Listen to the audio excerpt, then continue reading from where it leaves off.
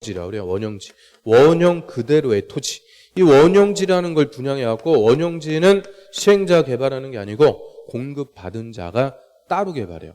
그래서 똑같이 개발하는 이런 획일적 개발의 단점을 보완해서 원형지는 좀 색다르게 특색 있게 개발할 수가 있죠. 그래서 토지사원 채권, 원형지 이런 것들이 수용 방식의 단점을 보완하기 위한 제도다라고 하고요. 그래서 그런 것들이 중요한 논점으로 출제가 되죠. 그러면 수용 방식은 누가 하는 거냐? 이 보상금 몇천억 되는 보상금 확보해야 되니까 우리가 하기가 힘들어요. 그래서 수용 방식은 주로 공공이 한다고 그래요. 국가, 지자체, 토지주택공사 이런 공공이 강제적으로 보상금 주고 다 소유권을 소유권 뺏어갖고 일률적으로 사업에서 집단적으로 택지를 조성해서 공급하겠다. 이런 집단적인 조성 공급이 필요할 때 수용 방식으로 합니다. 자, 이에 반해서 환지 방식이라는 게 또 있어요. 환지. 그 환지, 여기서는 요 환자, 요게 키워드가 돼요. 그 환지할 때 환자, 이거 무슨 환자 쓸까? 환타스틱 그런 환자가 아니죠. 환지할 때 환자는 교환할 때 환자. 이게 영 수강생들이 없으니까 재미가 없어요. 그래서 환타스틱 뭐 이런 좀 웃긴 얘기인데 웃기지도 않아요, 요새. 그래서 환지 방식 할 때 환자는 교환할 때 우리 은행 가서 돈을 바꾸는 것을 환전한다라고 하죠. 환전. 그럼 환지 이거는 뭘 바꾸는 거냐? 땅을 토지를 교환하는 방식을 환지 방식이라고 하고요. 환지 방식은 목적 2번만 볼게요. 집값. 땅값이 너무 비싸갖고 수용이 어려울 때 이때 택하는 게 환지 방식이라고 그래요. 그럼 수용 방식은 안 그래도 보상금 확보가 어렵다라고 그랬는데 땅값도 비싸요. 땅값도 비싸면은 더더군다나 수용 못하죠. 이때는 토지 소유자의 동의 받아갖고 합니다. 동의. 그래서 토지 소유자의 동의 받아갖고 사업한다. 그럼 무조건 환지 방식이다. 이렇게 생각하시면 돼요. 동의 나오면 환지 방식. 수용은 다 수용해서 소유권 뺏어갖고 쫓아버리고 하는데 동의받고 그럴 대상이 없는 거예요. 그래서 이 동의받는다 그러면 무조건 환지 방식이구나. 그래서 동의받아갖고 사업합니다. 그래서 자, 토지 소유자들 뭐 A, B, C 뭐 쭉 있으면은 이런 토지 소유자들에게 우리 개발 사업 합시다. 동의받아갖고 공사 끝나면은 새 토지로 다시 돌려주는 거예요. 토지 소유자에게. 그래서 A한테는 요거를, B한테는 이런 식으로 공사하기 전에 토지에 대해서 새 토지로 공사 후에 새 토지로 교환해 준다. 그래서 흠 토지 대신 새 토지로 바꿔주는 방식. 이거를 환지 방식이라고 하고요. 환지 방식으로 하면은 장점. 동의받아갖고 하니까 수용할 필요가 없죠. 보상금이 필요가 없다. 돈이 필요 없다. 이게 가장 큰 장점. 그런데 단점. 동의가 장점이자 단점이 되는 거죠. 동의를 해줘야 사업할 수 있는데 토지 소유자가 동의 안 해주면 못하는 거예요. 꼭 그 보면은 안티 거는 사람들 있죠. 반대. 그 뭐 개발하냐. 대충 살다 가지. 꼭 반대하는 사람들이 있어요. 그래서 그 반대하는 사람들도 구워 삼기 위해서 구슬려야죠. 그러니까 이제 좋은데 맛있는 것도 사주고 좋은데도 보내주고 그래요.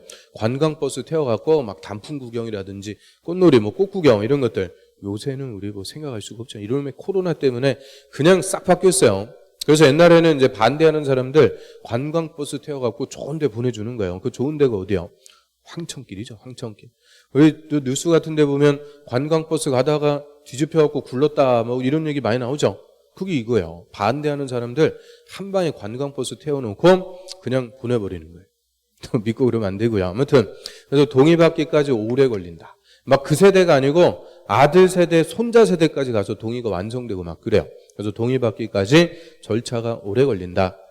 영 수강생들하고 같이 해야 이게 재밌는데 영 저 혼자 하니까 썰렁해요. 재미도 없고. 하여튼 하루빨리 바이러스가 좀 극복돼갖고 우리 백신이라든지 이런 거 맞아갖고 하루빨리 이게 마음 편하게 얼굴 보고 수업할 수 있었으면 좋겠고요.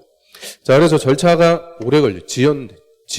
그리고 어떻게 꾸역꾸역 동의받아갖고 사업했어요. 공사. 끝나갖고 다시 새 토지로 돌려주는데 토지 소유자 다 좋은 땅 받으려고 그래요. 구석탱이 있는 땅 안 받으려고 그러죠.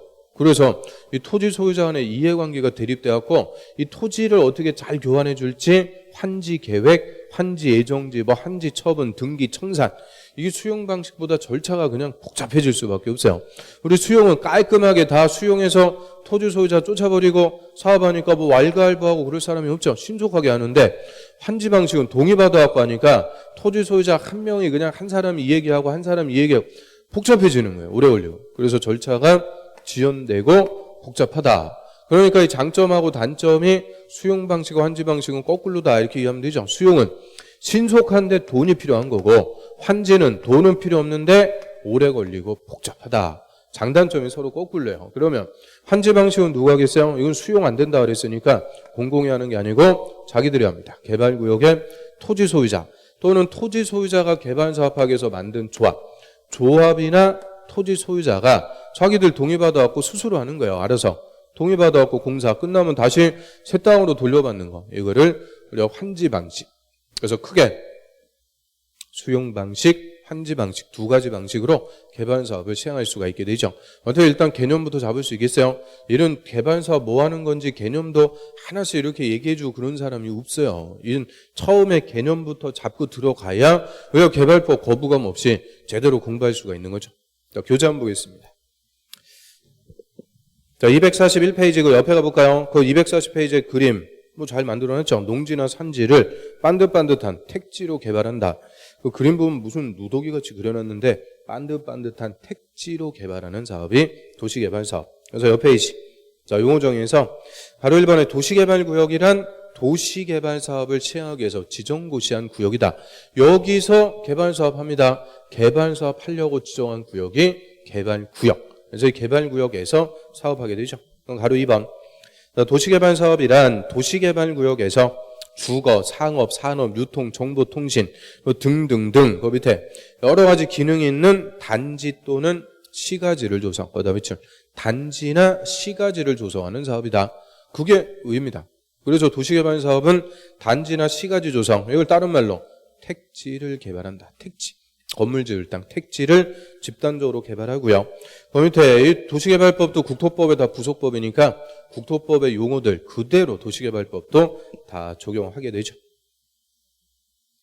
자, 그럼 밑에 이제 2절의 개발계획. 자, 어디서부터 도시개발 사업의 절차. 이 개발법은 그냥 처음부터 끝까지 절차예요. 개발 사업을 누가 어떤 절차대로 해나가는지.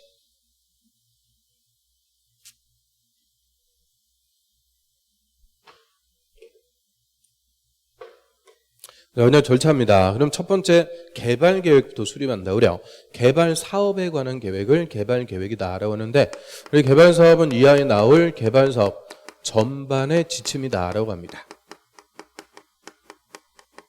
개발 사업 전반은 모든 상. 개발 사업에 관한 모든 것을 미리 정하는 계획. 지침이라는 게 기준이죠. 그래서 어디에 무슨 목적으로 개발 구역 지정해서 누가 무슨 방식으로 사업할지 개발 사업에 관한 것을 미리 다 철저하게 정하는 계획을 우리가 개발 계획이다라고 하고요. 개발 사업의 지침이니까 도시개발 사업은 무조건 무슨 계획대로 하는 거냐? 개발 계획. 요 개발 계획대로 개발 사업을 시행하게 돼요. 그래서 개발 사업에 관한 모든 것을 미리 정하는 계획을 개발 계획이다라고 하고요. 자, 한 페이지 넘겨보세요. 자, 개발계획의 수립권자 맨 위에 보시면은 개발구역의 지정권자가 개발 사업에 관한 계획, 개발 계획을 수립한다. 그래서 지정권자가 수립합니다. 지정권자가 누군지는 우리 좀 이따 볼 거예요. 좀 이따 보고요. 그 밑에 개발계획의 수립 시기 그거 한번 볼게요. 원칙. 개발구역의 지정권자 또 하나면 지정권자는 도시개발구역 지정하려면 해당 개발구역에 대한 개발 사업의 계획, 개발 사업의 계획을 개발 계획이라고 그래요. 개발 계획을 수립해야 된다. 그럼 개발 계획 누가 수립한다고요? 지정권자가. 언제?